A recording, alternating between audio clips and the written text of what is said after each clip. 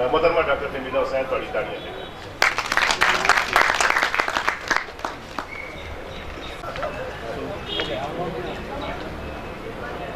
مجھے آج کی اس چھٹی انٹرنیشنل ہندکو کانفرنس میں مقالے کے لیے جو عنوان منتخب کیا گیا تھا اس سے یوں لگتا ہے کہ منتظمین سندھی زبان کو ہند آریائی زبان مانتے ہیں. کانفرنس کے دیگر عنوان دیکھ کر یہ صاف ظاہر ہوتا ہے کہ وہ اپنی ہندکو کو بھی اسی ہند آریائی خاندان سے منسوب کرتے ہیں اور یوں وہ اپنی زبان کی اس عدامت سے انکار کے مرتکب ہوتے ہیں جو اسے وادی سندھ کی قدیم تہذیب کی زبان کی اولاد ہونے سے حاصل ہے جو کہ غیر آریائی تھی. یہ ایک ایسا غلط مفروضہ ہے جو مغربی اور ہندوستانی اسکالرس نے دانستہ تخلیق کیا تھا اور جو یہ مانتے ہیں کہ آریہ نسل ایک برتر نسل تھی جس کے افراد بر صغیر ہند میں وسطی ایشیا یعنی سینٹرل ایشیا سے یہاں آ کر آباد ہوئے. ان میں سے کچھ یورپ بھی جا کر آباد ہو گئے تھے اور وہ اپنے ساتھ ایک بہتر زبان اور ثقافت لائے اور انہوں نے یا تو تمام مقامی آبادی کو ان کی زبانوں اور ثقافتوں کے ساتھ مار بھگایا یا پھر وہیں پر ان کے اوپر غالب ہو کر اپنی زبان و تہذیب کو اختیار کرنے پر مجبور کیا جس کے نتیجے میں بر صغیر پر سنسکرت کا راج ہو گیا اور یہی وہ ہند آریائی زبان ہے جس سے اس خطے کی اکثر زبانیں پیدا ہوئیں. یہ ان کا مفروضہ تھا. میرے خیال میں یہ مفروضہ ہندوستان کی دیگر زبانوں کے لیے ممکن ہے درست ہو مگر وادی سندھ کی زبانوں کے لیے قطعاً قابل قبول نہیں ہے. آپ تصور کیجئے ان دو مقامات کا جو ہمارے خطے کی پہچان بن چکے ہیں. وادی سندھ کے بالائی حصے میں ہڑپا اور زیریں حصے میں موہنجو دڑو. تمام آثار قدیمہ کے شواہد یہ ثابت کرتے ہیں کہ یہ انتہائی تہذیب یافتہ شہری مراکز تھے جن کے گرد ایک بہت بڑے علاقے پر مشتمل زرعی زمینیں، چھوٹے شہر، قصبے اور گاؤں ہزاروں میلوں پہ پھیلے ہوئے تھے اور اب بھی ہیں.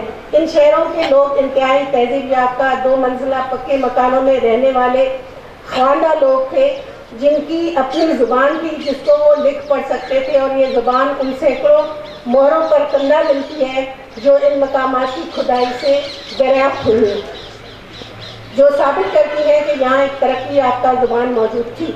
یہ کیسے ممکن ہے کہ چند سو گھڑ سوار لوگ سرد علاقوں سے اپنے لیے خوراک اور گرم آب و ہوا کی تلاش میں خوار لوگ ان مقامی لوگوں سے زیادہ تہذیب یافتہ ہوں اور سدھرے ہوئے ہوں جو اپنی سرزمین پر پرامن انداز میں رہتے ہوں اور مکمل طور پر سویلائزڈ ہوں اور پھر قسطوں میں آنے والے وہ قبائل مقامی لوگوں کو بھگا کر یا ان پر حاوی ہو کر انسانوں کی اس پوری نسل کو ختم کر کے ایک نئی نسل، آریائی نسل، نئی زبان اور نئی ثقافت کو جنم دے دے.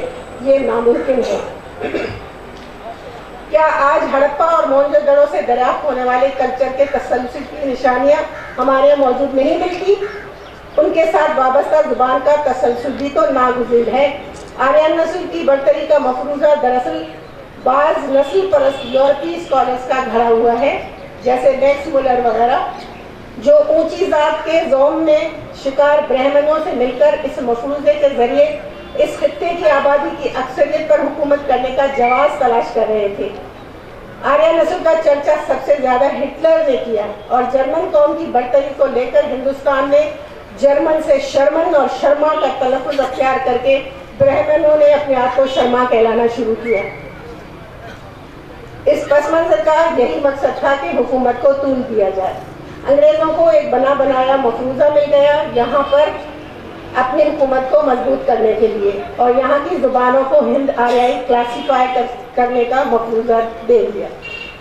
اس لیے برائے مہربانی ایسے احساس کمتری سے باہر آ کر اپنے آپ کو اور اپنی زبان و کلچر کو اس عظیم تہذیب کے وارث گردانیے جو غیر آریائی تھی. آپ کی سرزمین نے تو بعد میں بھی اپنی اس عظمت کو قائم رکھا اور یہاں ٹیکسلا یا تکس شلا کو تعلیمی اداروں کا مرکز بنایا، گندھارا تہذیب کو زندہ رکھا اور بڑھایا اور ان کی نسبت وادی سندھ کی تہذیب سے مصدقہ ہے. اس علاقے میں ایک مشہور گرامر نویس پامینی نے 4 صدی قبل مسیح میں جنم لیا جس نے اس وقت اس خطے میں رائج زبان کی گرامر کی کتاب لکھی جس میں بعد میں اسی دریائے سندھ کے کنارے बैठ कर वेद लिखे गए, जिनमें से सबसे कदीम ऋग्वेद है। और हिंदोपाक के कई उलमा ने तहकीक से साबित किया है कि पाणिनि ने जिस ज़बान का ग्रामर लिखा था वो यहीं की ज़बान की एक तरक्की याफ्ता सूरत थी। जैसे पाणिनि ने कहीं भी संस्कृत का नाम नहीं दिया, बल्कि सिर्फ भाषा यानी ज़बान कहा। लफ्ज़ संस्कृत बहुत बाद में 5वीं सदी में या उससे कबल 5वीं सदी कबल मसीह में दिया गया। इस लफ्ज़ का मतलब है सुधारी हुई या रिफाइंड या सुधकार। अब आप बताइए कि कोई सुधारी हुई ज़बान या सुधारने से पहले अपनी असल ज़बान जो वजूद रखती थी वो पहले होगी या सुधारी हुई ज़बान पहले होगी?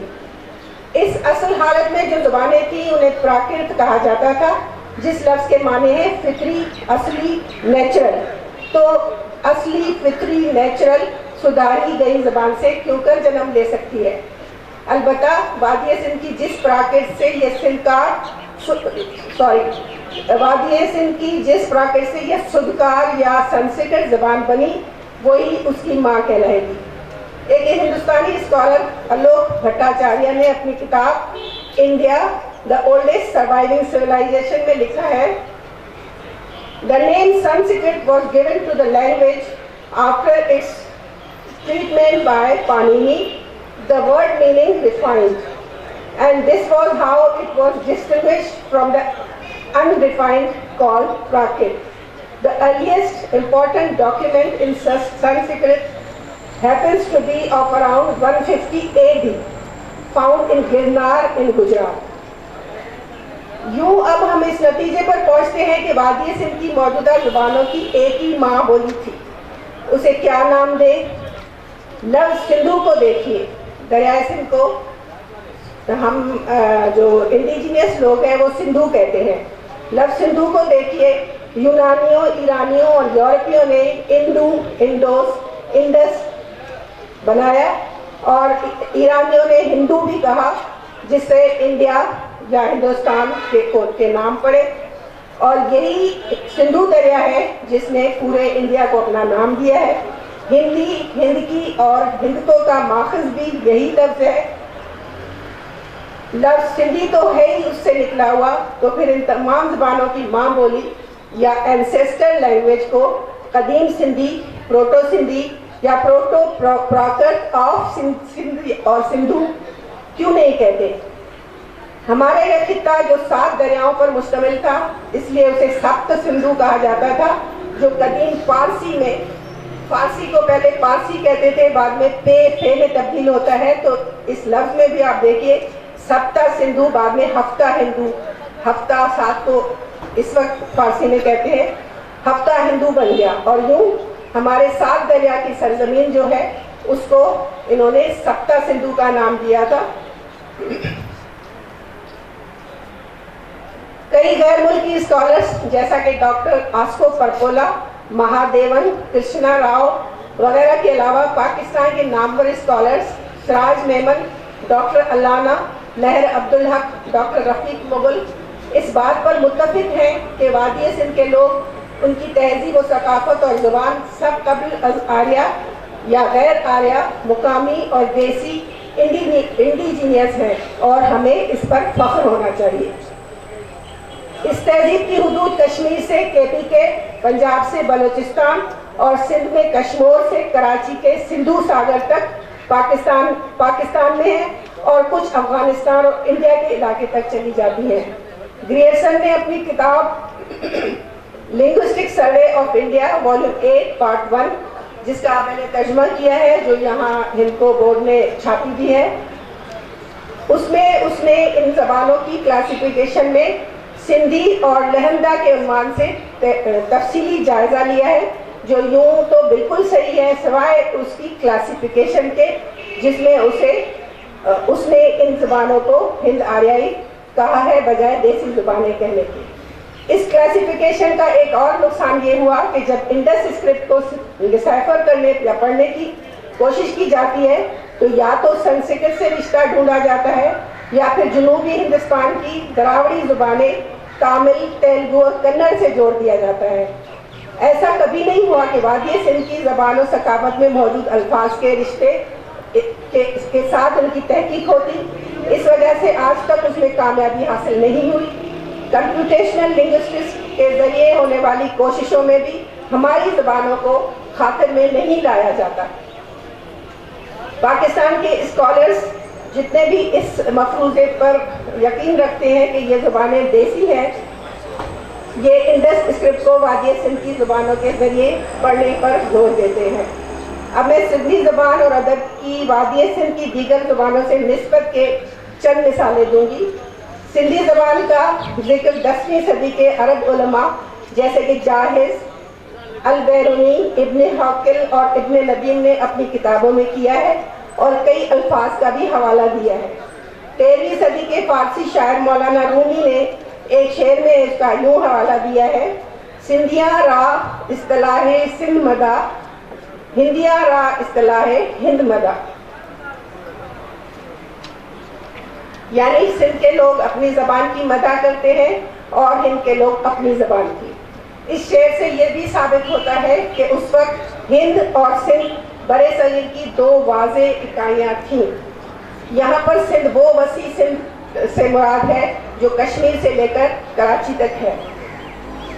سندھی زبان و ادب کی تاریخ میں سب سے زیادہ لوک ادب سومرا دور یعنی 10ویں سے 13ویں صدی کے دوران محفوظ ہوا، اور سندھ کی لوک داستانیں سسی پنو، دودو چنیسر، سورٹ رائے بیاج، جالیلا چنیسر اسی دور کی داستانیں ہیں. یہ وہ دور ہے جس کے آس پاس وادی سندھ کی دیگر زبانوں سے سندھی کی قربت کی مثالیں ملتی ہیں. 12ویں صدی کے شاعر بابا فرید گن شکر کے دوڑے جو سکھوں کی کتاب گرو گرنتھ میں بھی ہیں، اس میں 99% سندھی سے مماثلت ہے. مثلاً سر میں پکھی ہیکڑو، پھاہی وال 50، اے لیری گڈ تھیا بچے تیری آس. اس بیت میں 2 لفظ سندھی سے مختلف ہیں، 50 اور تیل. باقی تمام کے تمام الفاظ سندھی کے ہیں، سندھی سے ملتے ہیں. اور 50 لفظ بھی میں نے سنا ہے اور یہاں بھی کئی لوگوں کو بولتے سنا ہے. پنجابی میں سرائکی میں 50 کہتے ہیں، سندھی میں بھی 50 کہتے ہیں. یہاں پر 50 استعمال ہوا ہے. اس کا مطلب صرف ایک لفظ کا فرق ہوا. دوسرا شعر ہے: فریدا سب نیا من مانک ڈائن مور نہ چنگا، جے تم پریندی سکھ ہیاں نہ ڈائیں کہیں دا. اس میں بھی صرف دا کا فرق ہے، حرف جار دا کا فرق ہے. سندھی میں جو کہتے ہیں، باقی تمام الفاظ سندھی میں ایز اٹ از استعمال ہوتے ہیں. یعنی یہ تمام الفاظ دونوں زبانوں میں مشترک ہیں. اب آئیے 15ویں صدی کے صاحب دیوان سندھی شاعر قاضی قادر کی شاعری سے موازنہ کرتے ہیں. یہ لاہور کے بزرگ میاں میر کے نانا تھے. جوگی جاگایوس ستو ہوس نند میں، تہا پوئے تھیوس پریاں سدے پیچرے. اس میں ضمیری لاحقے دیکھیے، جاگایوس، تھیوس. اور جب میں گریسن کی کتاب میں لہندہ کے لہجے دیکھ رہی تھی تو اس میں بھی ضمیر غائب کے لیے سین کا استعمال ہوتا ہے. تو اس میں بھی آیوس، ہندی میں بھی کہتے ہیں آیوس ویوس، تو اس میں سین ہے. اور ایک دوسرا شعر ہے: کنز کدوری کافیہ کی کین پڑھیوم، سو پاری دیو جتا پری لدھوم. اس میں بھی میم جو ہے آخر میں ضمیر متکلم کی نشانی کے طور پہ استعمال ہے، جو پنجابی اور ہندکو اور سرائکی تمام زبانوں میں استعمال اسی طرح ہوتا ہے. کافی کی صنف ان تمام زبانوں میں مشترک ہے اور شاہ لطیف نے اپنی شاعری سندھی زبان میں کی ہے، لیکن کچھ وائیاں ان کی جو ہیں وہ سرائکی میں اور اس زبان میں ہے جو کامن سمجھی جا سکتی ہے. مثلاً ایک ان کا میں وائی پڑھتی ہوں: عشق سجن دا لگا مینو مائی، برے ڈولن دا لگا مینو مائی، راتیاں درد دیاں درماندی، لوکاں کل نگائی، دارو ہن درد جو آئیے یا الہی. سمجھ میں آیا؟ سندھی میں پڑھا ہے میں نے، اور یہ جو ہے سرائکی، ہندکو، پنجابی ان تمام زبانوں سے ملتا جلتا خیال ہے. سچل سرمس کہتے ہیں: اکھیاں کھول تماشا دیکھی، صاحب صورت ساری ہے، ایڈو اوڈو اوئی دلبر چوطرف چودھاری ہے، کتھے بلبل کتھے گلپل کتھے باغ بہاری ہے، کتھے بسمل پردہ چلدا کتھے خاص خماری ہے۔ ان مثالوں سے ثابت ہوتا ہے کہ وادی سندھ کی اکثر زبانیں آپس میں بہنے ہیں اور ایک ہی ماں کی جائی ہے جو یہاں کی مقامی دیسی زبان تھی۔ شکریہ۔